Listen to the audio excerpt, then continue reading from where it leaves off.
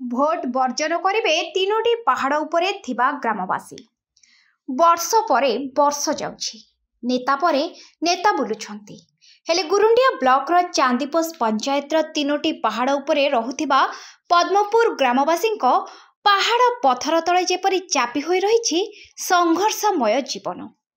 ए गाँव रे ना अच्छी बिजुली, ना अच्छी शुद्ध पानी, ना अच्छी पक्का रास्ता।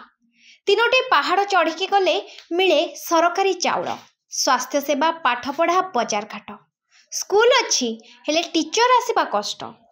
3 किलोमीटर पहाड़ चढ़ी गले मिले आंबुलांस सेवा। ए वर्ष भोट लगे आसिले नेता मागिबे जवाब, मद खाइबुनी, मांस खाइबुनी कि टंका नेबुनी, आमे तो एमिति रहूचु, भोट काहेकि देबु बोली कहिसंती ग्रामवासी। एने आमे वीडियो सह जोगाजोग करथिले मध्य जोगाजोग होई पारि नथिला।